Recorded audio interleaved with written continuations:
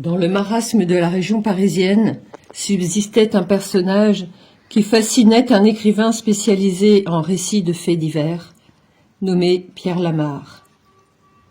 Ce personnage s'appelait Paul Bastien. Celui-ci n'était rien d'autre qu'un jeune homme ayant grandi dans une cité de Seine-Saint-Denis, à Pierrefitte-sur-Seine, plus précisément. Son grand frère, Alain Bastien, avait été tué par des voyous lors d'un règlement de compte dans la cité des Acacias, à Pierrefitte, où ceux-ci résidaient. Paul a été traumatisé par la mort de son frère Alain, et à la suite de cela, il fut interné de 1987 jusqu'en mars 1994. Le 8 mars de cette même année, Paul commet une série de meurtres pour venger son frère, puis disparaît de la circulation à partir du 9 mars. L'enquête s'arrêtera à la date du 10 mars, malgré l'assassinat d'un policier dans ce macabre inventaire.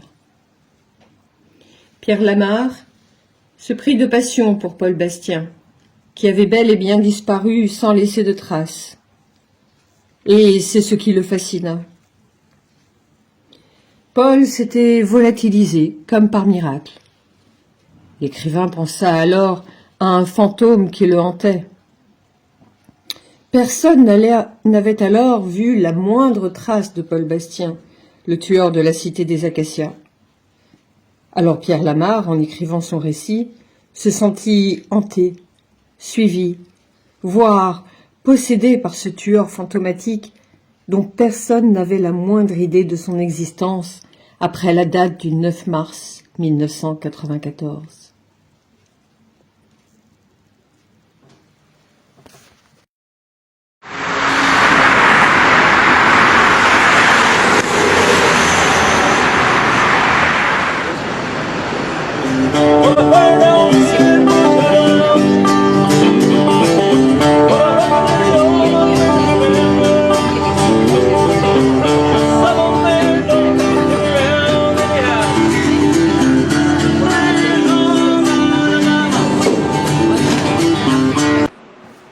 Que suis-je devenu après le 9 mars 1994 ? Tout le monde, enquêteurs, journalistes, magistrats, se pose la question. De métro en métro et dans cette fourmilière qu'est la région parisienne, personne n'a réussi à retrouver ma trace quelque part. De mon côté, je n'ai jamais remis les pieds à Pierrefitte ni dans ses alentours. Mais je suis forcément quelque part, mais où ? Je ne dirai rien. En me camouflant et en étant caméléon, personne n'a su me retrouver. Personne n'a su retrouver ma trace. J'ai certes tué de sang-froid 6 personnes, voire plus selon certains de mauvaise langue.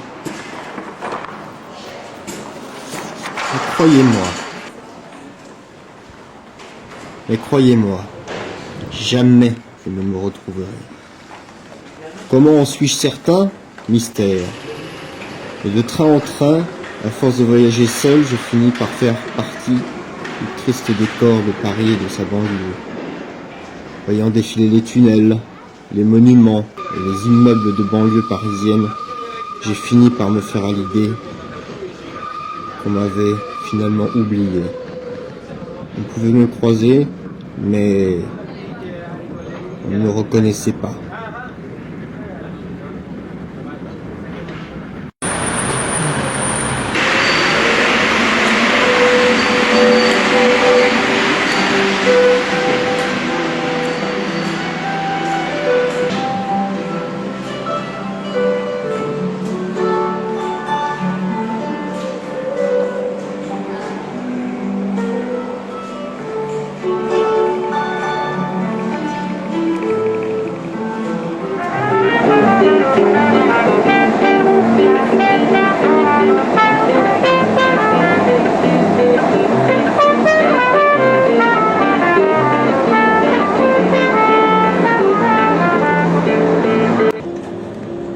Voyant défiler les immeubles par la fenêtre des trains de banlieue, je me dis que dans n'importe quel quartier de cette triste banlieue parisienne, Il y avait sûrement des personnes comme moi qui faisaient la même chose, d'autres faits divers.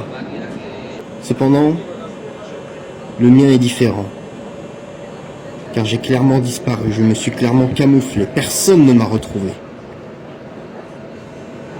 En tant que vagabond, allant, venant, dans les RER, dans les métros, et dans les rues de la banlieue parisienne,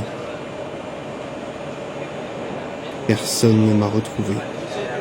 Personne ne me retrouvera. Je me suis volatilisé comme par magie. Comment j'ai réussi à faire ça?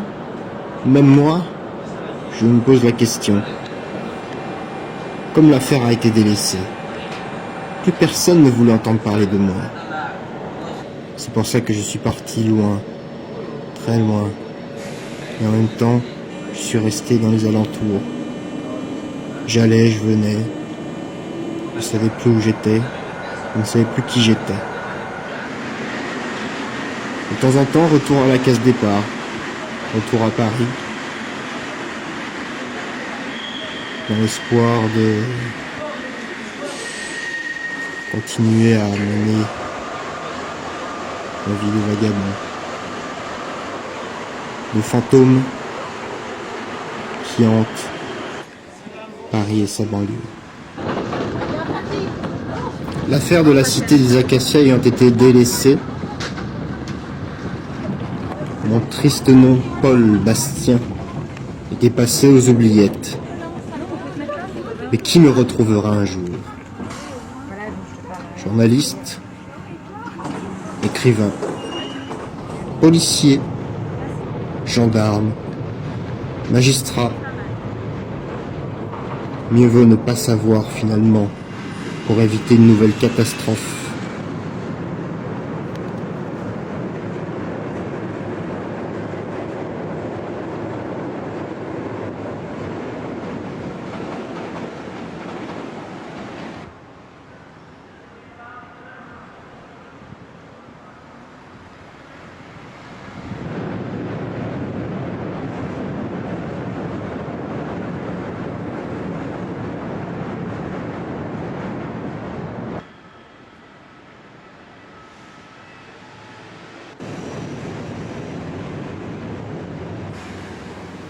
Après cette série de crimes orchestrés par moi-même, je me suis senti soulagé.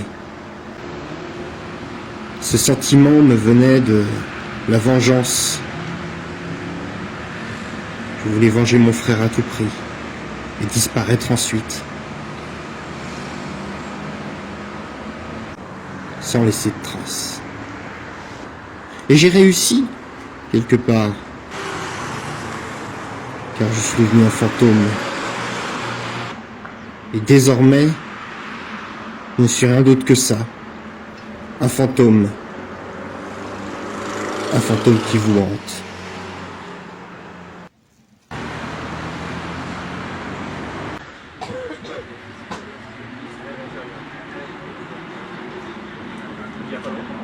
Paris et sa banlieue me manquerait-il un jour, si je venais à partir? Car finalement, personne ne sait où je suis. Personne.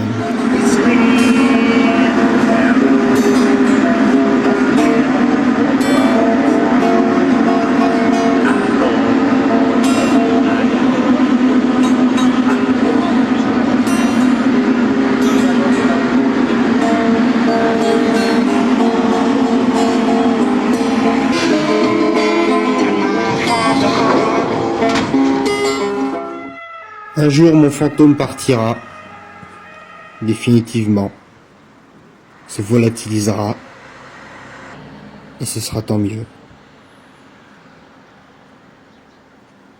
Il fallait qu'on m'oublie définitivement, car je n'étais rien d'autre qu'un meurtrier, et il fallait que je disparaisse, une bonne fois pour toutes.